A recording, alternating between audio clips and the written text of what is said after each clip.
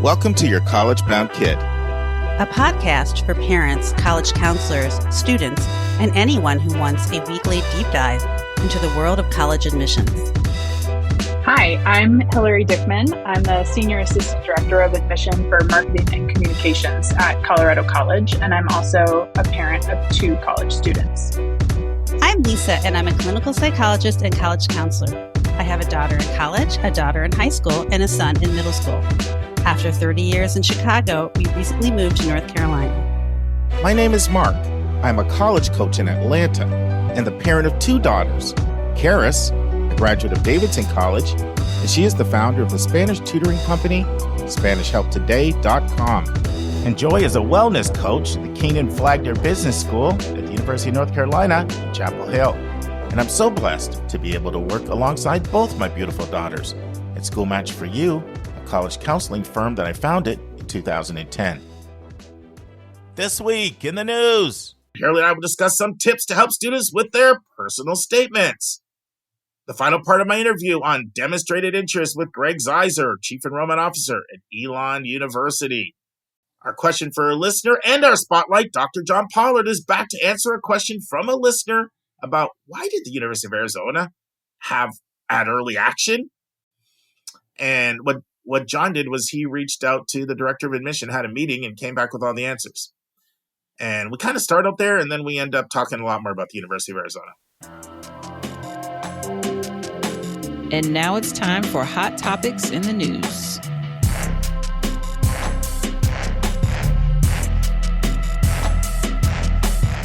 Friends, I know so many rising seniors are working on their student writing right now, so Hilly and I are doing a 3-part series on student writing with some tips for you. The first part's going to air this week, and the second part next Thursday, and then the third part the following Thursday. Today I talked with Hillary about the first of 3 of the personal statement prompts that I find students I work with struggle with the most. We also discussed the new Challenges and Circumstances 250-word essay, which is a brand new optional prompt. Listen and enjoy. Hillary, you're back from Italy. I'm back. It's good to see you, Mark. It's good to see you too, Hillary. Part of Bryn's graduation present, I guess, was this trip to Italy. Tell us about it. What'd you do over there? Yeah, well, we've spent the first 2 weeks in Sicily as a family after Bryn's graduation. And that was really just like for fun. But then Bryn and I took off from there and went to visit some of the buildings that really inspired her to be an architecture major. So, you know, sometimes these trips come together sort of by mistake. And it's like, well, we want to go to the Alhambra, and it actually is cheaper to fly like through Istanbul or through Athens than go straight to southern Spain from Sicily. And so I was like, well, actually, you need to go see the Hagia Sophia in Istanbul, because that was like the first piece that you made a model of. And then from there, it's cheaper to fly through Athens. So we should really go see the Parthenon, since you studied it in your classical education. And then from there, we made our way to the Alhambra in Granada, Spain, which she studied abroad the summer after her 8th grade year. Wow. And she was in southern Spain, and her dorm room had a view of the Alhambra. And every night she would just like lie there in her bed looking out at the Alhambra as it's all lit up. And so those 3 places were places that I really wanted to go with her, just to see her sit and sketch. It's incredible to watch an artist sketch. And I am not artistic at all, but there's so much joy as a parent in getting to watch your kid do what they're really talented at. And so we ended up spending, after the 2 weeks in Sicily with our family, we spent another week and a half traveling, just the 2 of us, visiting these places that were important to her. So it was a really special time. And now she's off on an internship in Kathmandu for the next, until the end of summer. And then we'll see. And then maybe the master's in architecture, possibly? She's definitely interested in getting a master's in either landscape architecture or urban design or something related to that. But she wants to take some time off. You know, college is hard, and she needs a bit of a break. So I think she'll probably come home. There are some opportunities for her here to do some work that's related to architecture and design, and then, you know, study for the GRE and do the applications and all that kind of stuff. So Well, keep us posted, and she'll I remember that will. trip for as long as she lives, right? I I always hope say so. we give our kids experiences more than things. They remember Yes. experiences. Yeah. Yeah. Yeah, for sure. Thanks for asking about it. No, definitely. So I've asked Hillary to do something a little different today, to comment on 3 of the 7 prompts that I sometimes see students struggle with that I work with. Particularly, I see it for 2 of the 3, but I've heard from some other counselors I network with, they see it for the 3. And why ask Hillary? Because she's reading files all day. So she sees kind of the end product. She's seen students from a wide range of backgrounds without any coaching, with coaching. And so I'll just kind of read the prompt, and then I'll tell you what I encounter sometimes. And I'd love to get your thoughts and see, like, how widespread is this? Is it rare? So Yeah, prompt sounds 2, good. the lessons we take from obstacles we encounter can be fundamental to later success. Recount a time when you faced a challenge, setback, or failure. How did it affect you, and what did you learn from the experience? What I get with this sometimes is what sometimes people call the trauma drama, the dump. Mm-hmm. And people are so well intentioned. Mm-hmm. And sometimes it's hard for me to talk to them about it, because they have just really poured themselves out to you. And that's like Yeah. being vulnerable. And, that's sort of risky, even if it's someone they trust. But the challenge that I see is, I'm always emphasizing with my students, be inspirational, be inspirational, be Mm-hmm. inspirational. And also, especially when I was at KIPP, I used to do a lot of counselor fly-ins, and a lot of different admission officers would complain about Mm-hmm. this, the trauma drama, the dump. Like, we got to read these all the time. Like, you want to feel Yeah. beat up after reading 50 of these in a day or whatever, right? So my question for you is, do you see a lot of people writing this, or even, I don't know, you could even say, is it 5%, 10%, 20%, in a way that doesn't really end up being inspirational, and there's not as much of an emphasis on the breakthrough and what they learn? And I don't know. Let me just shut up and let you Yeah. talk. Yeah, I don't know like what percentage of the ones that I read are this prompt, but I do know that most of the ones that I read that are from this prompt could be done better. Yeah. Um, Mm-hmm. I think it's probably the hardest prompt to answer well. Mm-hmm. And I think the other side of it is that there's, I think, pressure on students, and I don't think this is true at all, but there's this pressure that they feel like they have to have survived something terrible in order to be competitive in highly selective admissions. And that's not true. So I want to first just like bust that myth that you don't have to have, had significant trauma and spill your guts out to us, or like been homeless or something, right? In order to be admitted to a highly selective college. I think that, kind of like you're saying, Mark, that it's important for students to think of this through the lens of being inspirational. I think it's really important for students to think hard before they start writing their answer to this prompt about whether they can write from a place of recovery. Mm-hmm. And if you're not to the point, I mean, once you've experienced trauma, like your life is going to be recovery, right? It's all going to be sort of a path toward recovery. You'll probably never be 100% where you want to be, but we hope that you'll be to a place where you can look in the rearview mirror and say, wow, like I've made huge strides. And that's what we want to see, right? Because we want to bring you to our campus, a place that's really challenging. College is hard. I just said it about my own kiddo. Sure.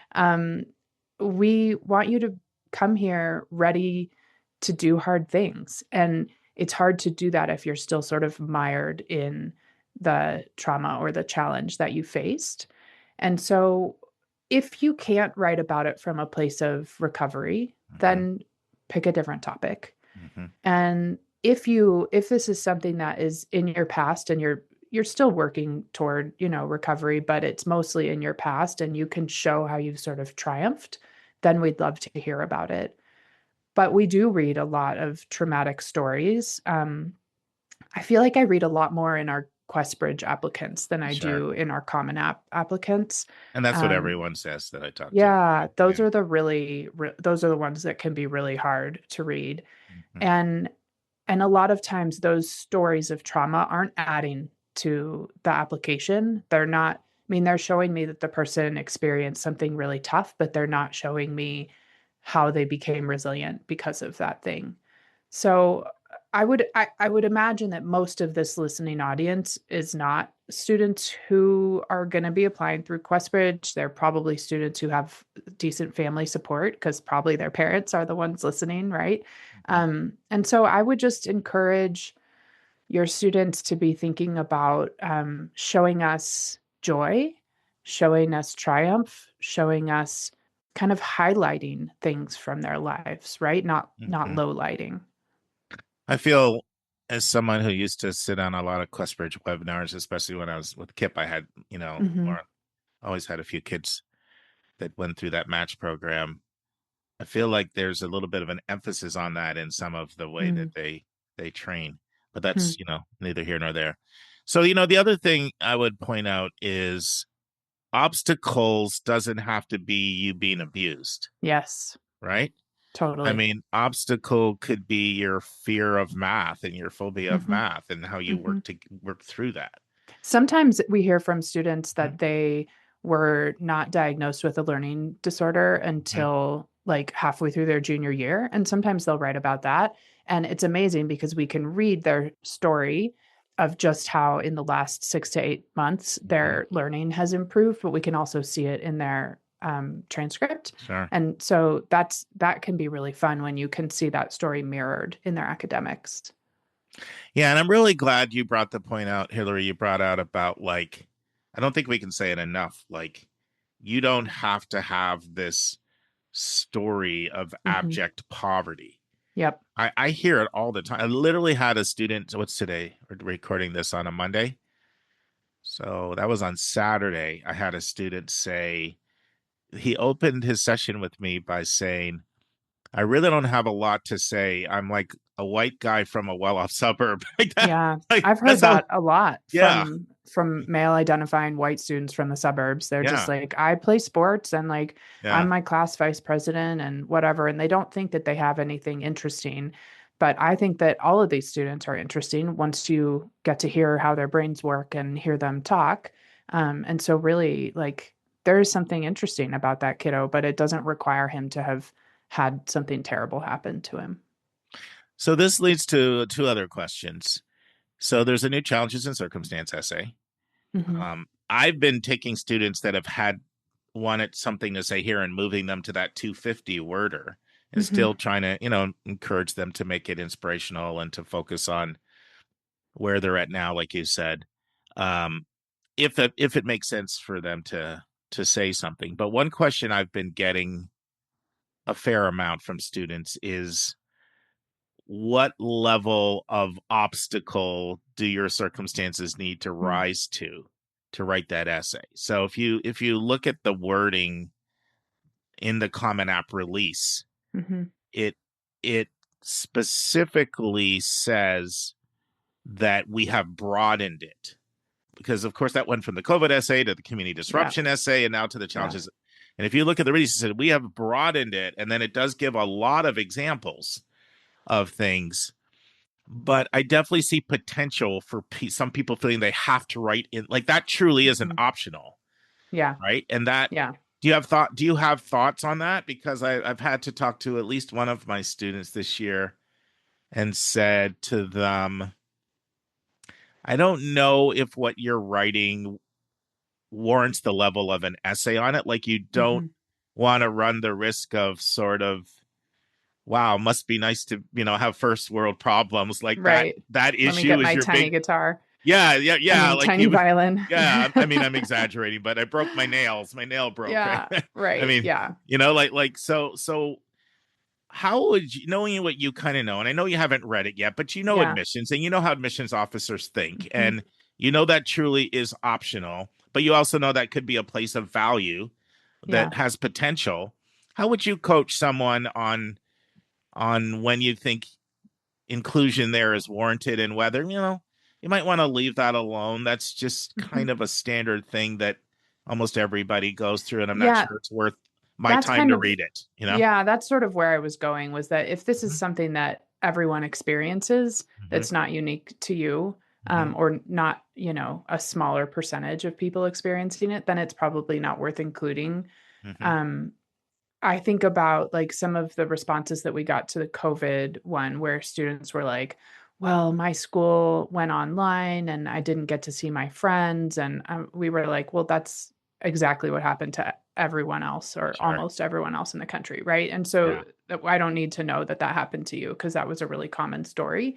But if there's something that really had an impact on your grades or on your ability to engage outside of the classroom, Mhm, then we do need to know about that because we want to read you in your whole context. So, like, I'm thinking about my daughter, Callie, who has mhm, a chronic pain condition, mhm, and she didn't want to write about that in her mhm, anywhere in her application. It didn't feel like there was any place that was really appropriate. And so she just made sure that her counselor was going to cover it. But this essay would have been like, mhm. this prompt didn't exist, right? But Yeah. this would have been a place where she could have said, look, I spent most of my free time in physical therapy and counseling to manage this chronic pain condition. And here's how I'm overcoming it. And she could have done that in 250 words. That would have been great because it would have help the reader understand why so many of her activities outside of class were self-directed, right? Because she didn't have a schedule that worked for like a typical kind of extracurricular.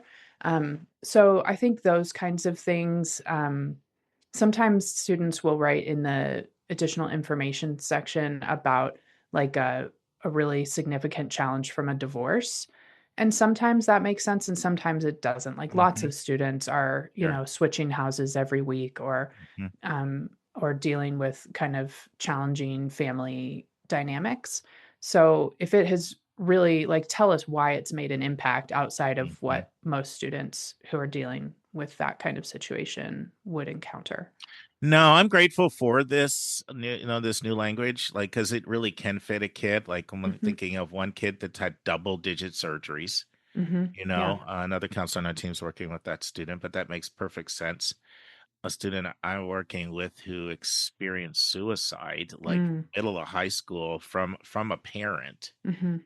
Wow. Like, once again, I have to see if they're comfortable, Yeah. but they were comfortable. I'm like, "This is something an admission officer would wanna know," Yeah, right? And absolutely. And even like a lot of times I'll say, I want to know because I want to see like why there was a dip in your grades. And sometimes these students don't have a dip I in their know. grades, right? And then I Yeah, want to know even more because like, oh yeah. my gosh, like you experience the Mhm, suicide of a parent and your grades didn't change. Like, how is mhm, that even possible?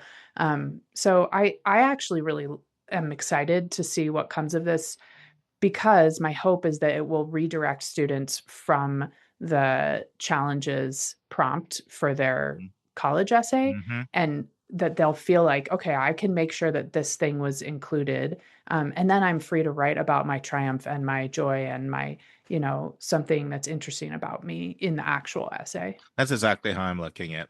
If you were gonna write on that, let's move that over here and Yep. exactly how I'm Yep. using it. And now, this week's interview with a special guest.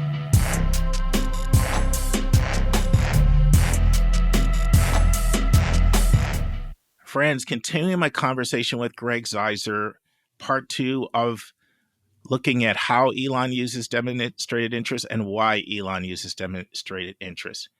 Greg answers the question, does a school have the ability to track one student across different devices?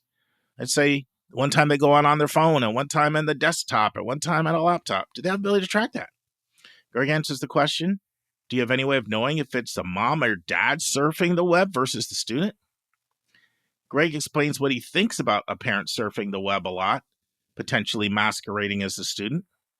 Greg explains what he thinks when all of the calls and emails are coming in from a parent and not the student. Greg talks about the role the custom prompts play in assessing demonstrated interest. Greg talks about how students attending fairs, doing school visits, and doing their coffee chats, how does that impact demonstrated interest and how does that correlate with yield? Greg talks about whether email opening links correlates with yield. Greg talks about how Elon is buying more names than they used to, and we discuss what sources are they buying their names from. And he also tells us which sources are producing the best results. Greg and I talk about the value of using print mail versus electronic mail. Greg talks about whether it impacts the perception of the student and DI if a student asks great questions at the Elon coffee chats. And Greg talks about the admit rate at Elon. And he's very candid about an institutional priority that Elon has. You don't want to miss it, what he says. And then I asked Greg a really tough question. Are you intentionally trying to take students who apply early action and flip them to ED2? I share a story about that happening to one of my students, and you have to hear Greg's response. It's very interesting. Listen and enjoy. Is the research down to the point where when you see people frequenting certain pages, there's a good shot we're in the game with them? Like I'm thinking of myself in your role, and I'm thinking if I see people looking at a lot of cost stuff or, orientation, it just would make sense. Look, you're thinking about me in this light. Yeah.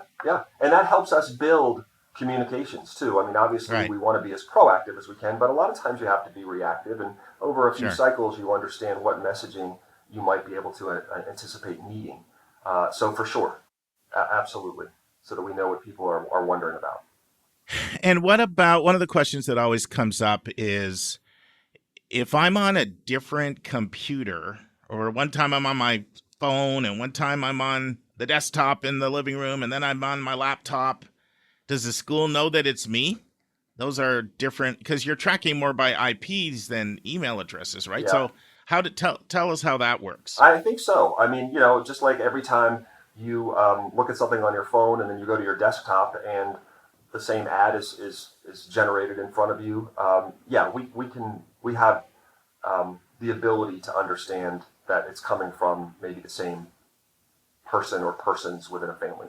Kind of thing. Do you know how that works? Is that like geographic? Can it tell like it comes from that address? I'm just, I'm not a techie, but I'm a little curious about this stuff. I don't know that I have a straight answer for that, only because it's my ignorance. I don't know the answer for that. I rely on our university communications and marketing folks to support that effort. So a lot of times when moms hear this, they said, you know what, this is how I'm going to help my kiddo out. My kiddo's busy. I'll be surfing the web. I'll be hanging out. I'll be clicking all the emails. I'll be opening all that. I can't think of a way that a school could know if it's a mom versus a student, can you? Right. No, I can't. But I will tell you that if whether it's a mom or a dad or another member of the family or whomever, that at least is demonstrating interest. They are curious enough to want to know about the university for us to understand, okay, this is someone who has real enthusiasm for Elon. So that's actually a good perspective. Yeah. Because there's 2,275 other schools they could be looking at, and their time is valuable. Right. Yeah. And I mean, the only thing we ask is that if a parent is really interested in the school, we hope that they're having a conversation with the student, because a lot of times, I mean, we all know this in our world too, right? That a parent may be intrigued or a student may be intrigued, but the other party isn't. And we know how critically important they are to one another. So making sure that they're talking about the same schools would be helpful. And normally that happens. I mean, they may be at some point, not too often do I see a parent try to jam a school down a kid's throat that they have no interest in. Right. The parent might have been the original inspiration for the idea. Let's go visit. But I don't find too often that a parent tries to make a kid go somewhere without the kid's buy-in. I don't either. I think the reason I bring it up too is because it is the exception and not the norm. I would say, though, that it's important for families to be on the same page. If we only hear from the parent, we do wonder if the student is genuinely interested. Sure. We don't have to hear from the student every day or every week. But if we're only hearing from the parent, it does make us wonder the degree of familiarity that the student actually has. And while parents are critically important in the decision-making process, as we all know, we want them to have conversations about making sure that they understand who we are. If a parent were to reach out and ask a question that you kind of sort of wish the student would have asked, is that kind of thing notated anywhere? Yes, I would make a note of it. But I don't know that I would necessarily say, mom reached out and the student should have. I think it would just be received call or received email from parent inquiring about kind of thing. Yeah. So I don't think of that. For me, that's a win that the parent has enough interest in asking the question and coming to us. And, we talk all the time, and I know schools are different shapes and sizes and different setups, but we talk all the time about, relationships, and that's one of the hallmarks of Elon, and that starts in the admissions process. So when someone feels comfortable in doing that, then we know that there's real interest there. Let's talk about something else, and that is the custom prompts. And Elon's always been a school that's had a few prompts, right? You're not one of these schools that's gone the route of like Northeastern or some others that have said no prompts, no app fee, nothing, just get, and I get that logic, right? Get a ton into the funnel. Yep. You're going to have a lower conversion rate, but some of those people with sophisticated follow-up will end up as students. It's just a matter of, is it worth your time to direct resources for a lower yield? But what role would you say the student completing the prompts and therefore indicating both the DU part, they get who we are and they feel like a match, but also I can tell they kind of know us and they've put some effort in, and them putting the effort in, that's going to be correlated with their probability of coming. Like, what role do you feel the prompts play in DI? Yeah, we love our prompts. In fact, my next meeting this morning is to just review the application one more time. And I should tell your audience that we do not plan to change the prompts this year because students tell us they like them and we find them to be wildly helpful. I'll just sort of share very briefly and quickly what they are. One of them is to tell us what we're trying to do at Elon, and I'm sure a lot of other schools are too, but this is my institution, is to get to know the student naturally. And the first question is, what are your 3 songs on your perfect playlist? And then a student lists their songs and the artist. And it's always fun because half the time I've never heard of these songs because of the stage of my life I'm in. But that's always fun. And so what we do with that, however, is because Elon is a school known for engaged experiential learning, we're trying to talk with our audience. So we will compile those songs, we will dedupe those songs, and then we will create the playlist for the class of 2030 or the class of 2029 and send it to admitted students. So we're engaging with those students in a way that, they're not just answering a question or a prompt in vain. Similarly, we do something for students to tell us about what's important to them in terms of their upbringing, their values, their perspective on life. I mean, that's a really rich question that gives us a sense of the traditions. Elon is big on traditions. So we're not asking these questions in vain. Mm-hmm. We're asking them because they're important to us and they're important to families and to students. There are other prompts too, just 3. Sure. Just 3. And I won't go through all of them, but we do find that the more engagement students have with those, the more likely we are to have them engage with us throughout the process. So let's talk about some other ways in which, DI could be tracked. One is, did a student attend a fair in the area and or come to the visit if we came to their school? Do you find that correlates at all with yield? The visit at the school, yes. The fair, not as much. The trick with the school visit is, obviously, we know students are busy, right? And often have exams and can't get out. So it can be, I guess, because it's a whole lot easier to go to a fair and, scan or whatever. We do see a greater likelihood or greater interest from students who have the ability to meet with us during a high school visit or during our coffee chat. We meet with students for coffee and families as well throughout the process. And I can tell you without doubt that those students are students who have a much greater likelihood of matriculating.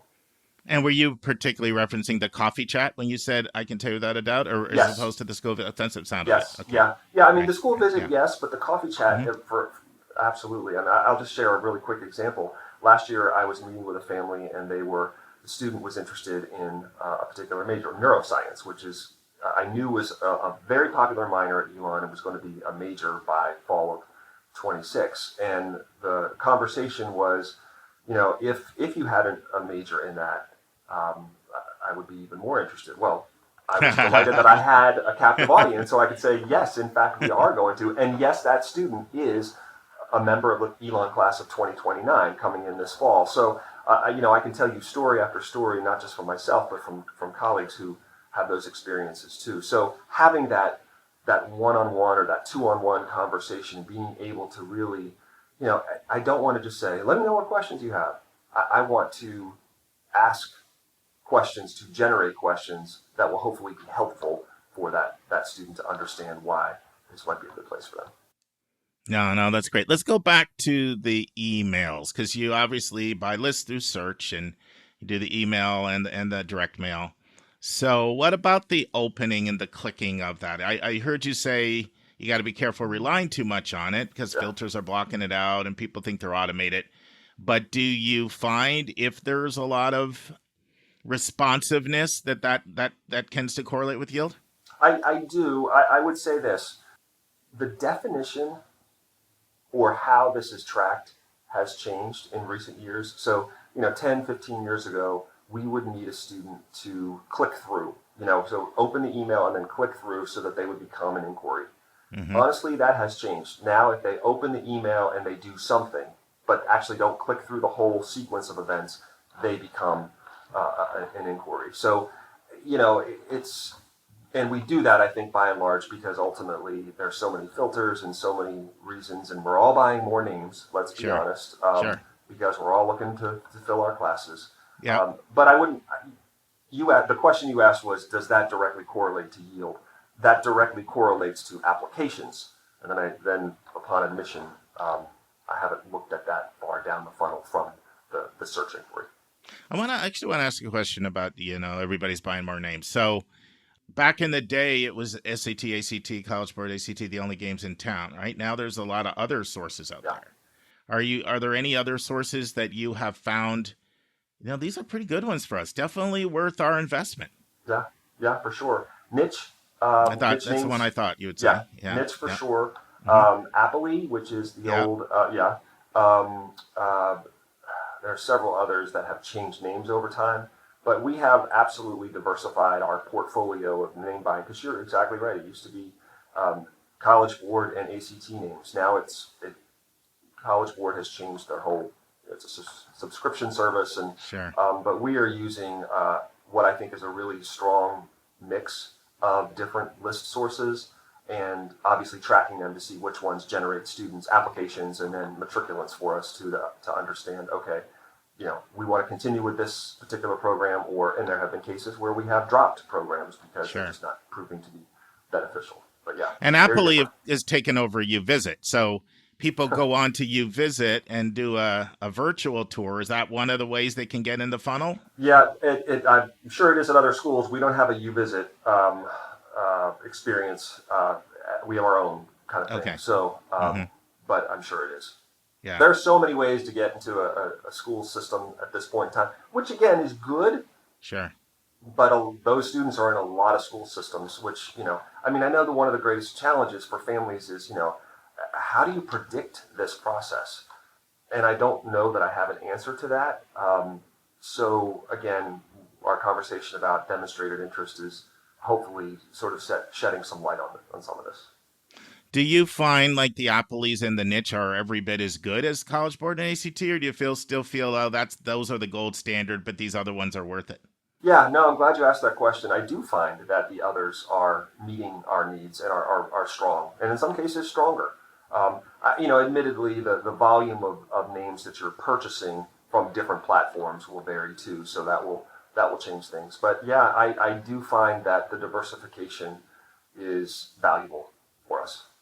And what do you find? Because I hear mixed reviews on the direct mail, because it's obviously costly, right? You got the productions, you got the production side. There's cost on the design side, and then of course you got the postage and as opposed to electronic. What are your thoughts there? Is it it can be very effective, but we're being very targeted in how we use it. What are your thoughts? Or because some schools I know have moved more to the electronic and away from the mail, and some of that's budget, I know. But what are your thoughts? I'm just asking. Everything you just said is true. Okay. I think that Direct mail, we're still very much engaged with it. It reminds me of a period of time 15 years ago or 20 years ago when everybody was putting things on a CD-ROM and just sending that out. That sounds so antiquated now. We never subscribe to that because we think the media mix, I mean, honestly, our direct mail campaign is really to capture the attention of the other members of the household. When we do search, we do select who receives a postcard in support of that email communication. But you're exactly right, Mark. I mean, these things are getting, postage goes up every year. I know how mail behaves in our house. Mm-hmm. Now, I don't have teenagers anymore, right, but I know it doesn't make it past, sometimes it doesn't even make it into the house. So I have to think about what is the most valuable way to invest our marketing dollars. But I would say to you that Elon, I think we have a really, really talented marketing and communications team, and we work very closely with them. Actually, we have a designated person from that team to our office, and that the work that they do, I think, proves to be very beneficial. And I say that because we get feedback. I was just at a meeting of counselors and admissions VPs and that sort of thing, and I met a colleague from the school that I won't name, but is a school that I know well, and you know well, and all of our listeners know well.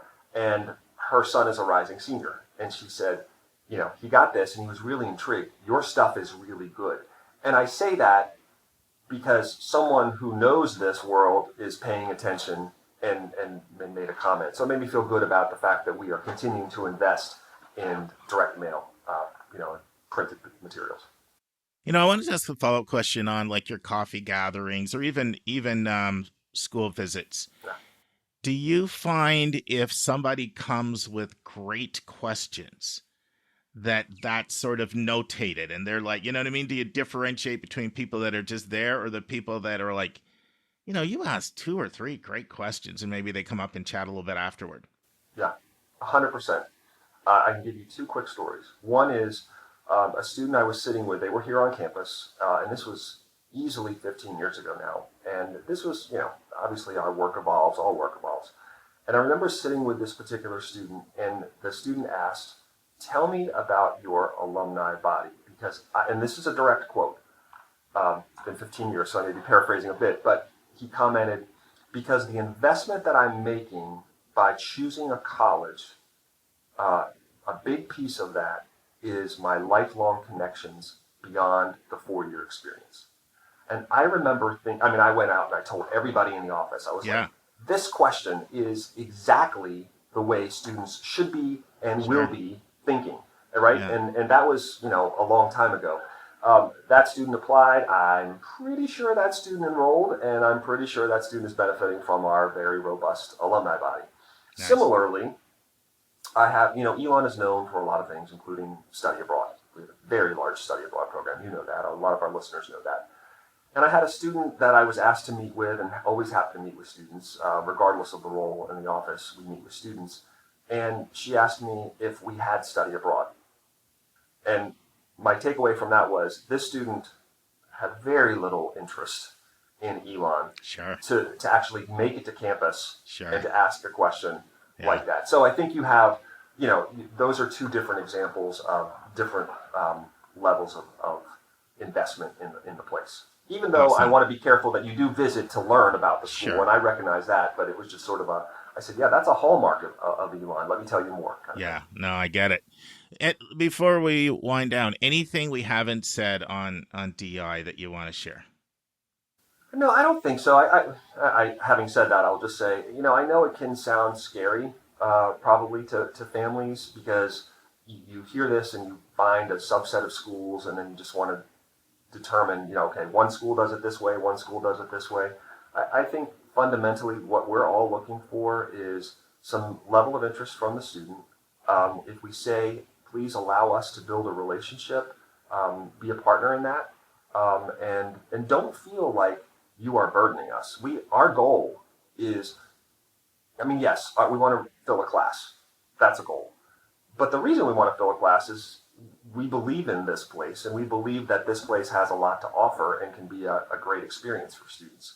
So we are looking to identify interest because we feel strongly that this place could very well be, a life-changing opportunity. I guess I do have one other question. Sure. So one reason for tracking interest is just to help. You got to get the right number of heads and beds, and you can't over-enroll. Where do you put them? You can't under-enroll because there's the budget. You lose your job, right? Right. So you got to get right. So that's one reason. Another reason is, and I love to quote Andy Strickler, who's on one of our co-hosts here. He said on our podcast, we might not think admit rate is that important, but if the public does, it's generally not wise to tell the public what to believe. So there's another reason, right, which is not to waste acceptances and then have a 97% admit rate. And then that's going to hurt yield, because I can tell you, someone who's on the counseling side, kids talk about that all the time to me. They literally won't even consider schools just off admit rates. So it feels like it'd be incredibly naive as an admission officer to not be cognizant of just blowing acceptances on stealth apps that aren't coming. When you think of those, do you feel that, and then of course there's identifying the enthusiast that really is going to come in here and kind of, add something to the zeitgeist of the place. But when you sort of think of those reasons, are any thoughts on which ones you think carry the most weight? And I think we'd agree there's been increased emphasis on DI since you started doing this 36 years ago, right? Or 32 years. So what do you feel is driving it if you're kind of to apportion it? I am so glad you asked that question, because we're being very intentional here at Elon in bringing down the admit rate. Mm-hmm. So, I have been at Elon long enough where the admit rate has been anywhere from 41% to 78%. And we didn't start at 41% and go up to 78%. Yeah. It's been, a range. But we are conscious of that, because we know that families are looking at the admit rate as a level of quality. And honestly, we all wish that they would look at the 4-year graduation rate and retention rates as the same way.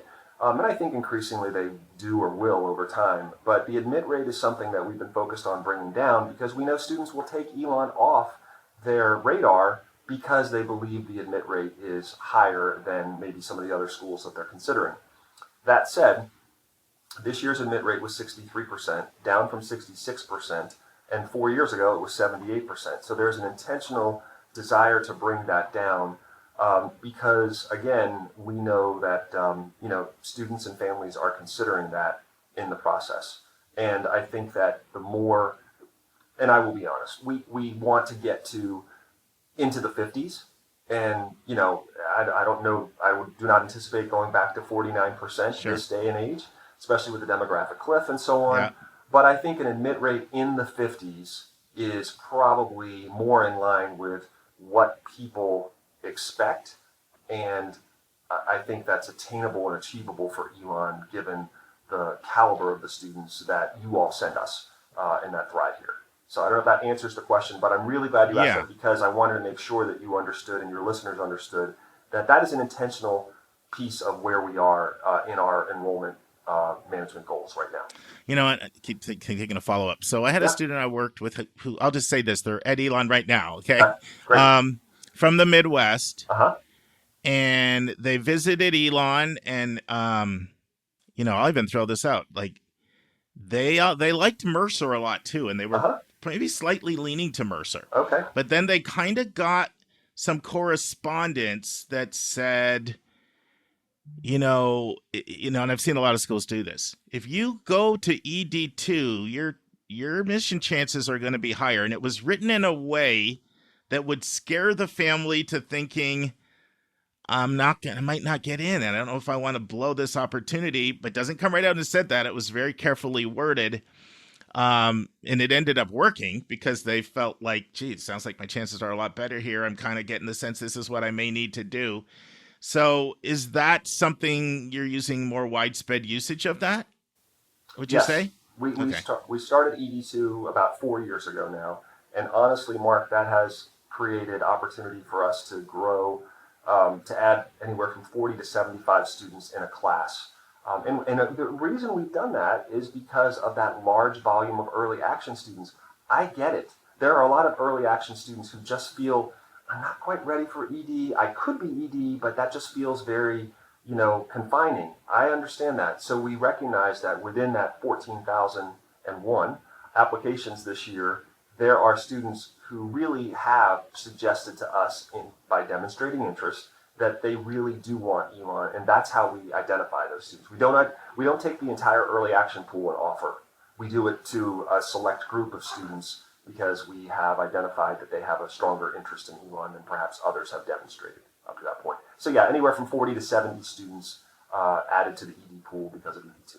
And is it fair to say if people get that letter, you've also somewhat vetted them and determined that we think we want them based on what we've seen? Yes, it is fair to say that. Yeah. It's not 100% admit. No. But it's also not willy-nilly and arbitrary. For sure. Yeah, we see that they're eligible. And now it's time for our College Spotlight of the Week.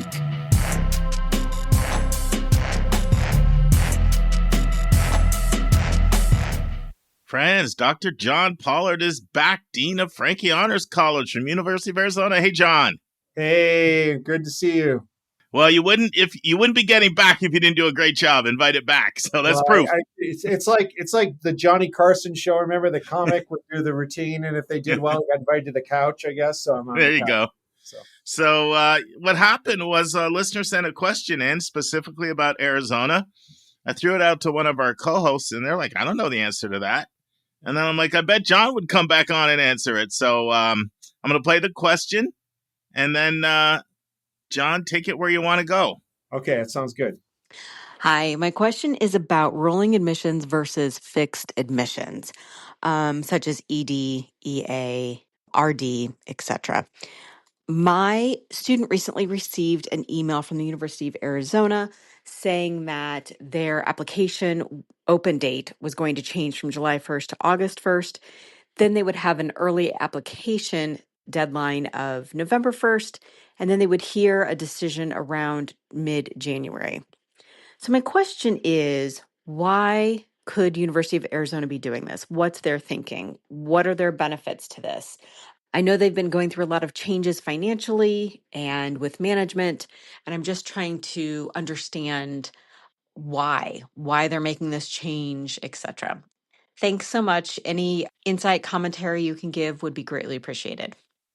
Well, first of all, I consulted our new sort of vice president for admissions and recruitment at the University of Arizona, Chris Wong Davis, who's come in and is really kind of revamping and adding a lot of efficiencies to our admissions process. So I want to thank Chris for informing me on some of the thinking behind the changes. And this makes perfect sense to me. But generally speaking, we're shifting to this cycle-based admission process.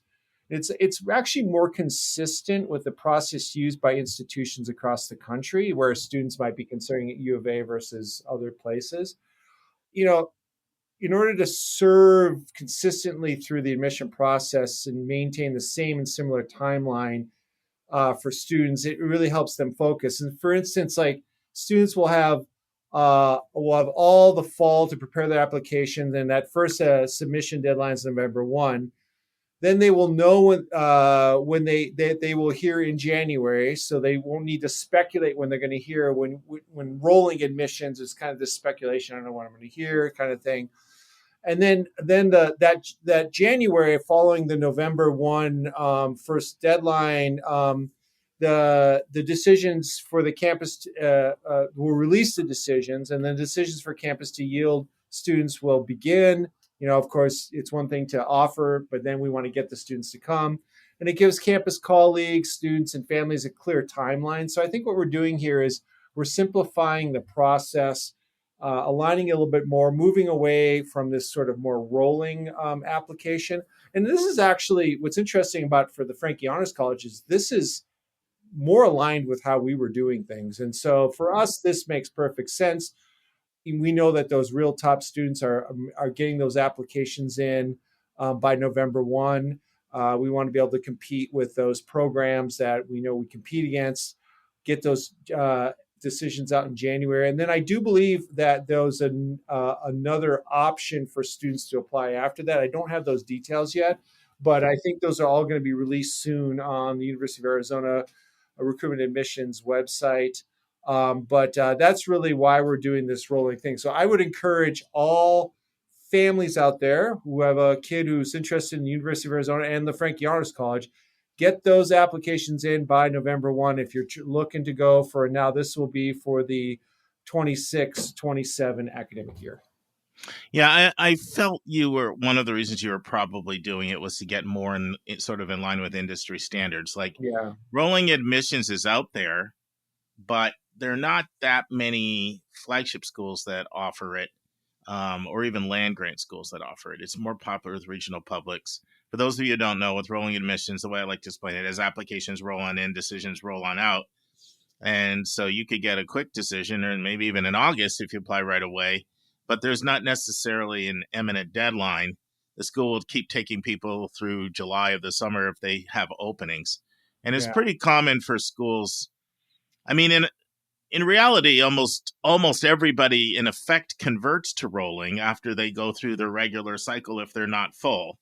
Right. Whether you're an ED school or ED2 or early action, or, whatever your system is, like there's that initial wave, decisions are made, and then you find out who you yield. And then if you still have spots, you're in effect taking people, if you keep your application open. I mean, of course, there are the schools that have so many applications that they go to their wait list and then they just work their wait list to fill in any gaps. But that's the minority of the schools out there. It's not the majority. Yeah. And, I mean, I think I know you've talked about this on your podcast multiple times. I can't recall if we brought this up, but, we're higher ed, we're facing this sort of enrollment cliff crisis now. Yeah. And things are going to get real tight for all institutions over the next 3 to 5 years. And it's already started. And so I think institutions obviously are looking for more strategic ways to make sure that they can yield the students. They're probably thinking about, is our institution right size in terms of size of students? Do we need to make adjustments there? Like I mentioned in our podcast, I believe higher ed is, they say when you learn evolution doesn't go like this. It kind of goes like this and then goes up and then up. And I think we're in an evolutionary step function now with how higher ed does everything from recruitment admissions to curriculum, to the learning outcomes we expect from students. So, John, one of the other things that's creating a lot of the financial crisis is lack of funding from NIH. Schools all across the country have hiring freezes, including where my own daughter works, Chapel Hill. She was a little sad the other day. She came out of a meeting with her boss's boss and found out that, they had a very robust professional development fund that she really loved. She could kind of pick her conferences and go, and healthy hotel and food budget and all that. And so that stuff got slashed. They're supposed to hire somebody else to work alongside with her. There's a freeze on that. You guys are major R1. So you had to be impacted by, and I know a lot of the stuff is still in the courts and we're not sure, how the ruling's going to turn out. I'm optimistic. Maybe the ruling will come back and say some lines were passed, some lines of impropriety got crossed and funding will be restored. But if you're an institution, you sort of have to plan worst case scenario. You're making all your decisions on staffing and everything. How have you seen those NIH funds impact U of A as well as just other schools that you network with? Well, it's impacting everybody, and I think all the changes at the federal level are having an impact. Now, I do believe, though, that in the end, after we go through the courts and after the final decisions are made, that this may not play out in some sort of doomsday way that has been predicted. And I hope I'm not proven wrong, but I really do see it like that now. And is that because you think you're expecting a favorable ruling from the courts? I think so. And I also think that what we have seen a little bit on some of the decisions that there's kind of a upfront, like there's going to be these huge cuts and then doesn't quite manifest the way that it's spoken up front. So I think overall, we're obviously going to see cuts. Some institutions are going to be hit harder than others. Everyone's going to take a little bit of a hit here, but maybe I'm going to sound a little bit like a foolish optimist here, but I also I've been accused of that before. Yeah, but if there's any institution in our society that has to be able to demonstrate the ability to evolve, the ability to adapt. I mean, these are characteristics we want to cultivate in our students. So we better embody that experience for our students. So we have to learn how to evolve and adapt. Pendulum swing. I mean, if you go inside an institution, forget about the federal level. I've been at the University of Arizona for 25 years. I've seen 6 presidents. I don't know how many provosts. I know I have colleagues at other institutions, same thing. If you just go inside the ecosystem of a large R1 university, you see pendulum swing. It's good. It's not good. This, that. There's changes in this. This curriculum gets changed. There's this crisis or this problem and this challenge, and this is kind of the world we live in now. These are a little bit more unprecedented times in terms of the federal force functions that we're feeling. But I can speak for the University of Arizona that we're a very resilient institution. And we are, under our new leadership, I really feel that we're positioning ourselves to evolve. That doesn't mean we're not going to, it's not going to have some growing pains or some stretching pains from this, but we're going to figure it out. And I think we're going to figure it out because we're going to focus on our 3 strategic imperatives. And the number one is student success.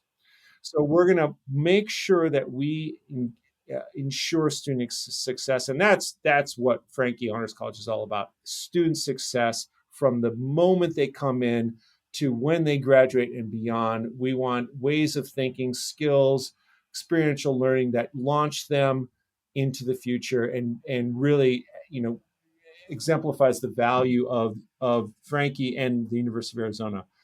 And, we have a huge research mission at the University of Arizona. We're known, some of the recent space images of the new largest digital camera in the world, that those mirrors were made here at the University of Arizona. We do amazing work, but we have huge contracts with NASA, for example. We do a lot of work in, just like everyone, we're in the area of AI and healthcare. We have great work in sustainable mining. We're doing a lot in health and advancement and wellness. So we're going to continue those missions, and we're going to figure out the ways to evolve those. And we're also a land grant institution, and a lot of people maybe don't understand what that means, but we also are designed to serve our communities and serve both in Tucson, the state, and the globe. So we got to stick to our core imperatives, and if we do that, we will get through this. But these are challenging times, and the one thing I'll say though about, for example, NIH money getting cut, and I want to speak a little bit about the direct undergraduate experience. Those can be for institutions that have heavy NIH funding, university, all R1s tend to.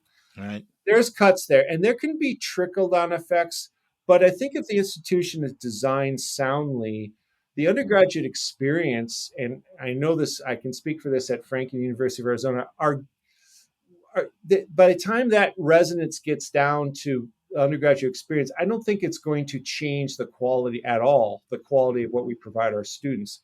We have to think more creatively, maybe about the types of undergraduate research that students get in, if labs are closed or whatever. But we haven't, we've seen cuts here, and I don't have the exact numbers off the top of my head, but I have not seen any sort of catastrophic impact yet here. But we're going to have to keep watching. Were you going to be really impacted significantly if Chinese students were not able to come? It looks like that's, that.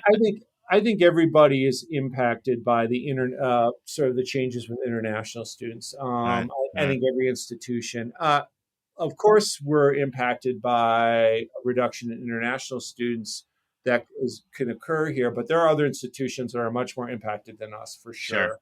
Sure. So, yeah, I mean, I don't know if I talked about this in the last podcast, but if I can just speak to the numbers in Frankie. I mean, we're seeing some demographic shifts from in-state to out-of-state. We're seeing more in-state students now than we typically did. Do you have a theory on that? I think that it's a combination. It's a complex issue. I think that merit-aid scholarship changes here at the University of Arizona impacted that a little bit. Yeah, because you guys at one point, I would have out-of-state students that would get $40,000 from you guys. Yeah. And you would be like literally cheaper than their in-state public school. Yeah. If they were 4.0, like those 4.0 kids, they were like, they would get in. I mean, you had like about as good an offer as you'd find anywhere in the country for a flagship. You're right. And, we cannot afford to keep doing that in the same way.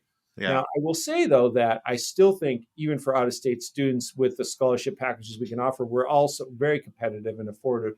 Well, we really were just bringing in out-of-state students, and that model just was no longer sustainable for the budget of the institution, given all of these things going on.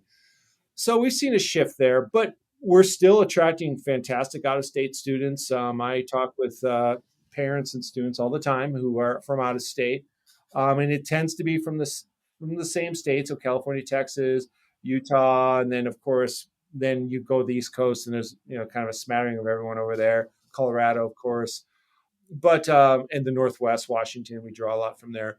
But we're seeing a reduction in the size of the class we're bringing in this coming year. And so the institution's just, And is that for Frankie, or is that for just the overall freshman class? It's for the overall class and for Frankie, but not as much for Frankie, which is interesting. So I'm proud that the demand to get into Frankie hasn't really been impacted as much, a little bit, but really I think that speaks to the quality of our program. I think the institution, and I think many institutions are feeling some sort of enrollment challenges now. But I think we've seen this at the University of Arizona. We've seen enrollment up, we've seen enrollment down, we've seen enrollment go way up. And I think the institution now is really kind of, as these waves come and go, it gives us an opportunity to ask us what size of institution we want to be. Mm-hmm. Is there talk about downsizing and adjusting to a smaller size? Are those conversations happening? No decisions that I'm aware of like that have been happening yet. I think just whenever you have these kinds of cycles happen, you start to ask questions. And I think when you have new leadership come in, they ask questions about, are we appropriately sized? What does that, should we be a little smaller? Should we be the same? Should we try to grow? I don't think the University of Arizona is going to try to grow. I will say that.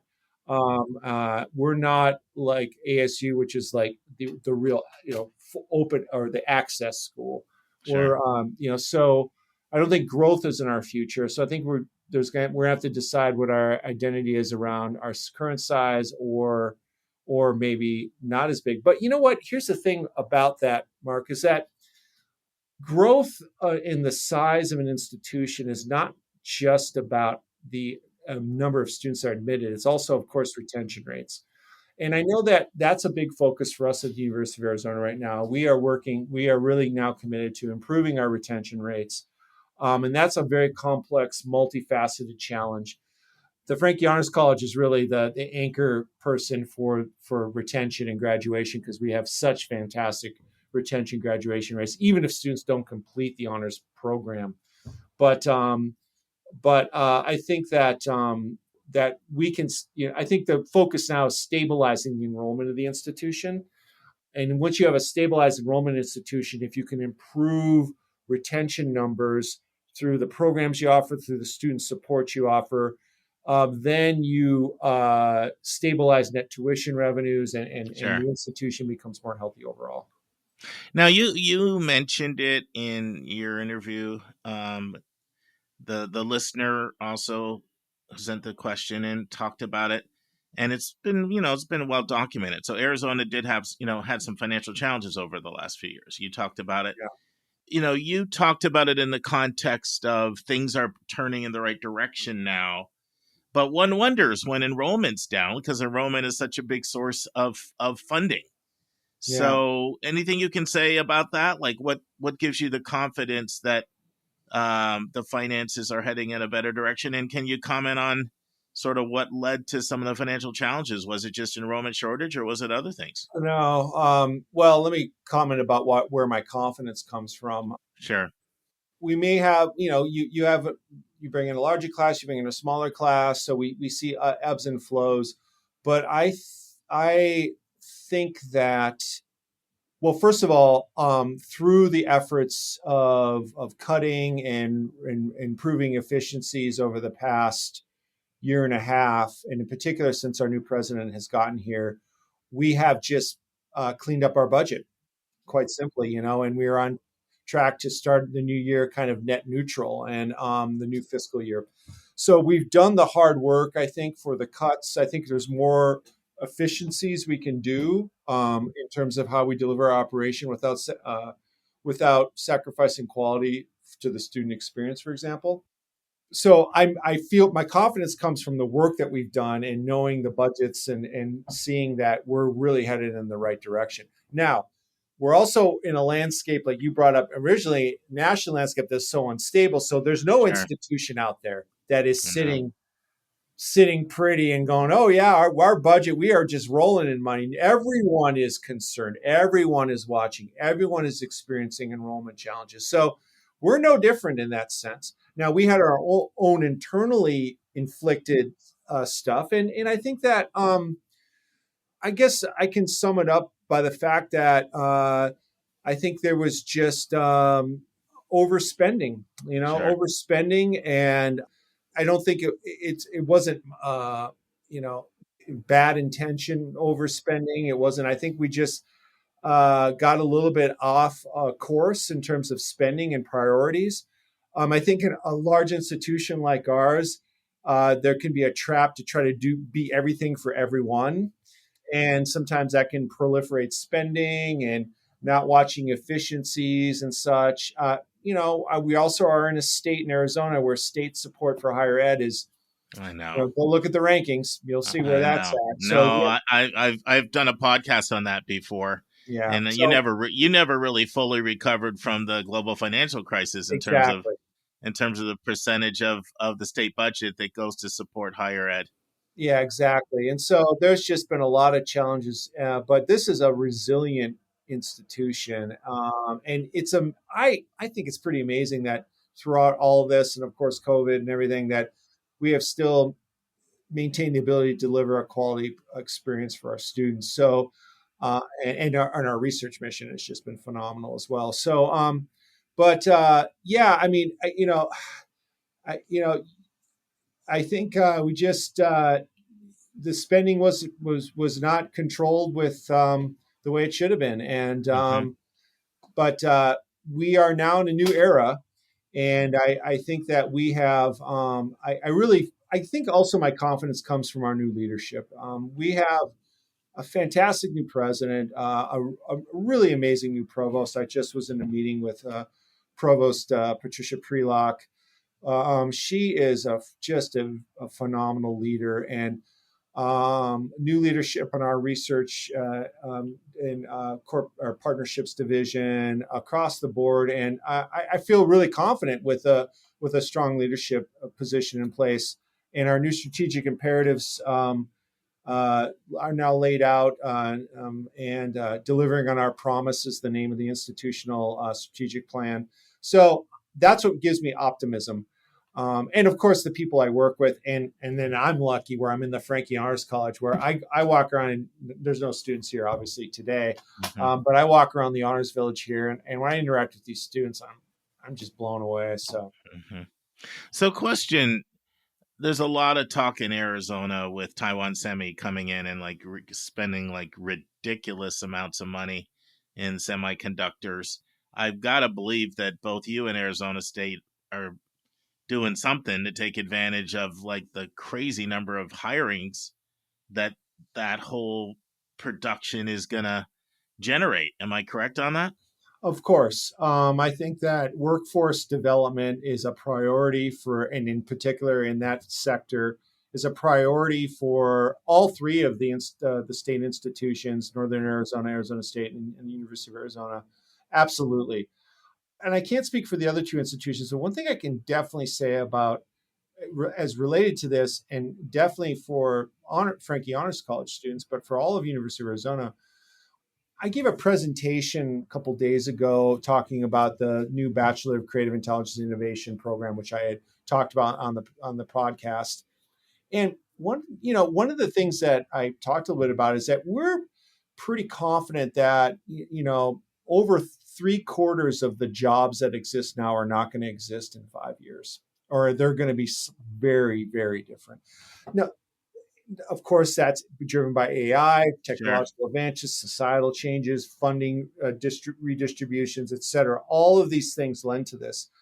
And so, of course, what's going to accompany that is we have to really pay attention to the skill sets and that our students walk out with from our institutions, and for example, the Frankie Honors College. So it's not just about a specific sector like semiconductors, which is obviously with the growth of AI going to be huge, but it's also there are going to be workers required in those sectors, in those industries that are not specifically technical with respect to the development of the hardware, but are going to be working on more implicitly on the mission of those things, where they're going to have skill sets like complex problem solving, systems thinking, collaborative learning. And we want to make sure that our students are ready to go out and have that flexible mindset and that generative way of thinking for the workforce of the future.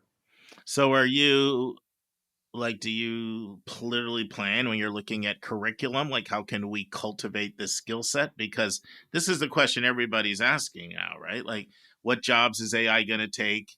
What skill set's going to make my kid employable, for the jobs of the future?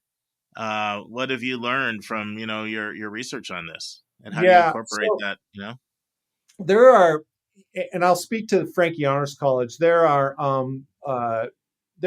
7 sort of future-oriented capabilities that I'm really interested in cultivating in students. And what's interesting about this is independent of their major and their discipline. Okay, so they could be a psychology major, they could be a biochemistry major, they could want to go to medical school, they could want to become a nurse, they could want to become a social worker, they want to be a visual artist. It doesn't matter. I think systems thinking and foresight is one.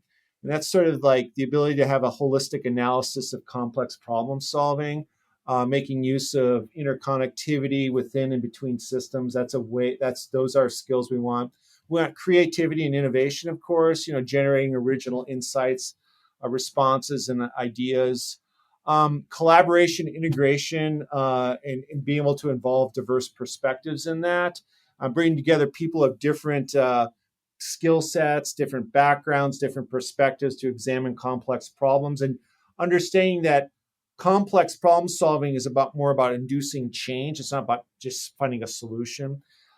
Agency, change making, and leadership. That's the 4th one that I really want to focus on, in particular in Frankie. Initiating, influencing, leading change, what leadership means, what change making means from that perspective.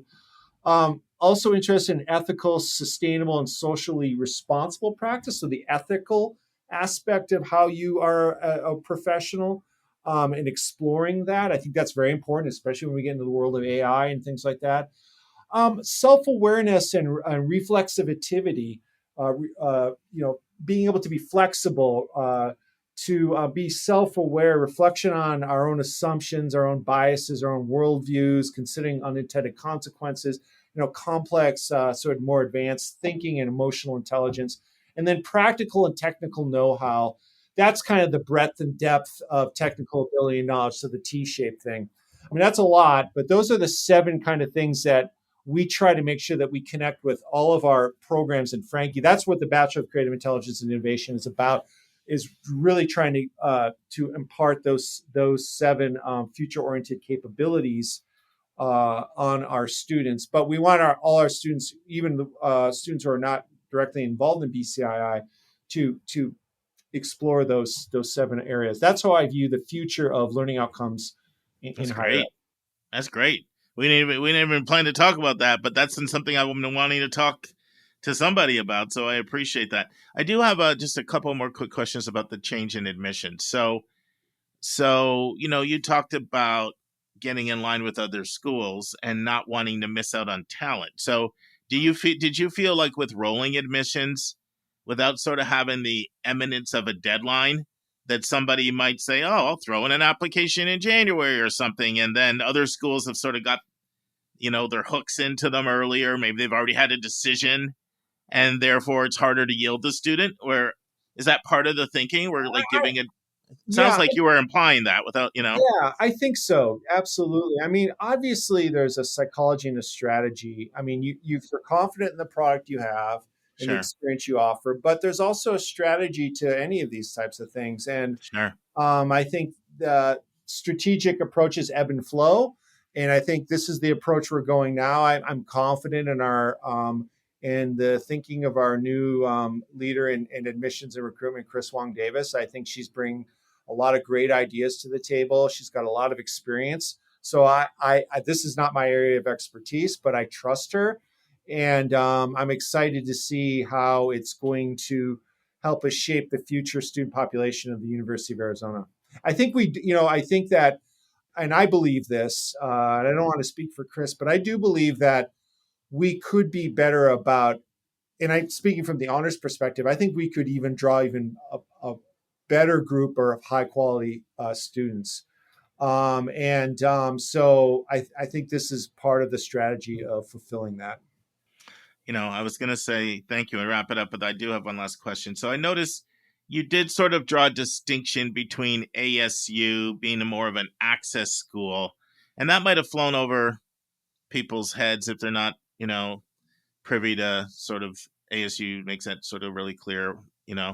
Could you talk a little bit about what you meant by the difference between the two when it comes to that, for the person who didn't follow what you meant by that?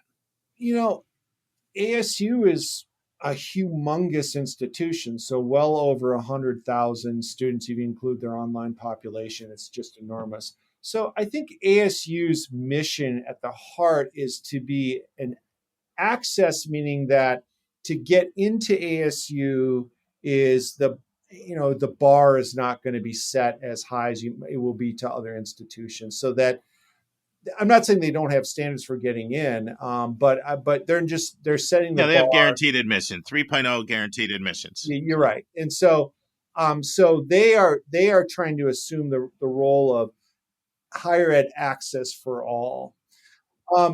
Obviously we all want that because we value higher ed, but the University of Arizona, because we're in the same state, we're just up down the road from them. We're more positioned as the institution that the experiences we might draw a higher population of the more academically ready students and rigorous students. So I think that and for me, that is not just about. I mean, we know that one of the big predictors of success is unweighted GPA. In high school, that's a big predictor. Sure. But there's other things as well. And we also take into account the opportunities that the students have had to be prepared. You can go to rural communities in Arizona, and we used to do this all the time. And Frankie, we'll find these students who are just unbelievable, but they just are in communities where the high school and the school system just can't support what it can if you're up in Maricopa County, up in Phoenix, or in some of the more affluent communities, or if you go out of state. So we obviously want those students as well. But access is more about like, we're going to let everyone in and that we're going to provide that experience. We're more selective. Yeah. And of course they probably pushed it. Barrett is their attempt to sort of try to do that for those, for those 8,000 kids. I think that was the strategy. They're trying to build a kind of an institution within an institution with Barrett.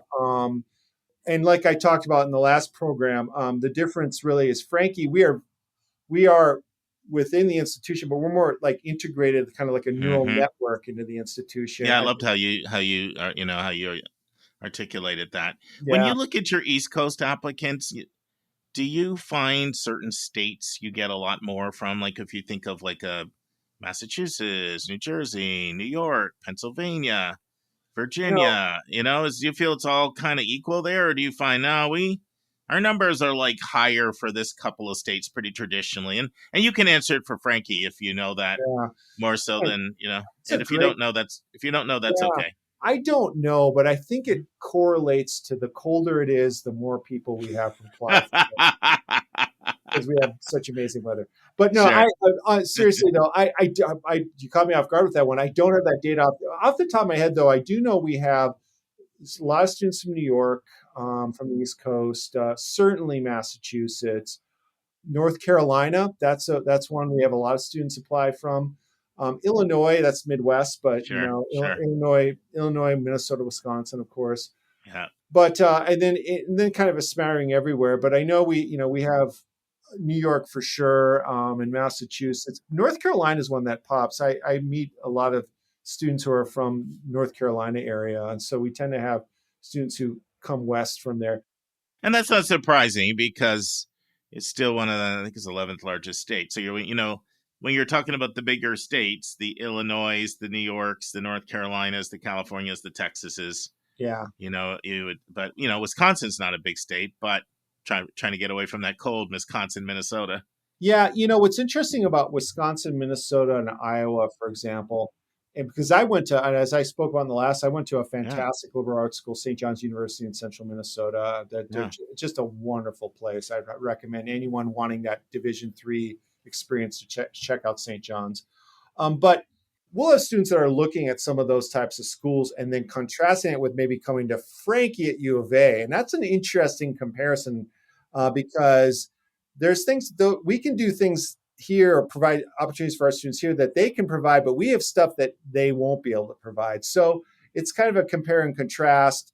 But so we'll see students who are from those states who could stay there or come here. A lot of times, you know this, Mark, I mean, from your podcast and all your wisdom in this area, a lot of times the decision comes down to, does the kid want to get as far away from home as possible or does they want to be close to home? And sometimes that decides it. So, of course, the parents that and a lot of factors, right? Like, what was the feel like when I set foot on campus is also a really huge.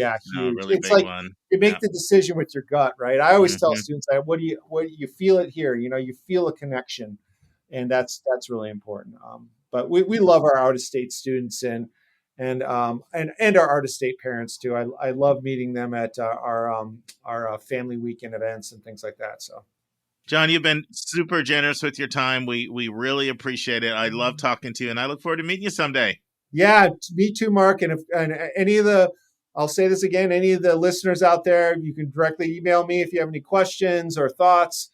And I look forward to hopefully meeting some future parents and some future students at the Frankie Honors College here at the University of Arizona. See if I remember. J. Pollard, JPOLLARD at arizona.edu. Did I get it right? You got it. There it is. Reach out, listeners. I talked to a couple listeners who told me they reached out and they said he got right back to me. So yeah, awesome. Thank you. All right, thank you, friends. On Monday's episode, I will have my final summation of the Republican tax bill as I continue to answer Nicole's question. Nicole's a student from the class of 2025 from the state of California who's off to a women's college in the fall. Then we have the final part of my interview with Chris Terr. Friends, if you were to go to your local playground, you would likely find a player wearing the Nike LeBron Prime 96 Sneaks. Sneaks is just the abbreviation for sneakers. It's a $210 pair of shoes that is currently the most expensive pair of shoes at most Foot Lockers. But just because you have the Nike LeBron Prime 96 on your feet, it doesn't mean you're going to play like LeBron. That's because what matters more when it comes to basketball is not the shoe on your foot, but the person in the shoe. That's how college is. It's not the license plate on your car. It's not the diploma on your wall that matters. It's the person who attended the college, their drive, their work ethic, their people skills, their networking, their job skills, their resilience. See you on Monday, friends. And that's our show. Big thank you to you, our listeners, for tuning in this week. If you find this podcast helpful, Please follow us and you will get every single episode as soon as they are released. If you want to support our podcast, you can click the share button and send it to your friends and acquaintances. You can say positive things about your college-bound kid on your social media feed. And you can help us stay commercial-free and pay our staff by donating on the yourcollegeboundkid website. You can write a review for us on Apple or Spotify. And if you have a question or a recommendation, just go to speakpipe.com/YCBK, hit the orange button, and speak. We will do our best to get your question in your own voice on an upcoming episode. I am the producer of the podcast, and I live in Metro Atlanta. We have a fantastic team that has over 200 years of admissions and counseling experience. Shout out to our co-hosts, Dr. Lisa Ruff in North Carolina, Susan Tree in Pennsylvania, Vince Garcia in California, Julia Escabel in Massachusetts, Linda Depker in Missouri, Andy Strickler, the Chief Enrollment Officer at Connecticut College, New London, Connecticut, Hillary Dickman, an Admission Officer at Colorado College in Colorado Springs, and our International Admissions Expert, Kevin Newton in Dallas, Texas. Our sensational sound engineer is Nemanja Motvich. Our amazing music is from Victor Allen Weeks. Marketing designs from Kimberly Bloss. Our reliable webmaster is Stylionis Dimitru. Website updates are done by Joyce Stucker. Our image editor is Vlad Honchar. If you want to have a coaching session with me, just text me at 404-664-4340. If you want to reach someone else on our team, all of our bios with contact info can be found at yourcollegeboundkid.com under the About YCBK tab. If you want to get our free monthly YCBK newsletter, YCBK Plus, it is also under the About YCBK tab. If you want to see our recommended books and websites, they are on our website under the Resources tab. While you're on our website, check out our hundreds of interviews in their entirety. Check out our college spotlights, our blog, and our upcoming events. We think of you as our listening family, and we look forward to meeting with you every single Monday and every single Thursday.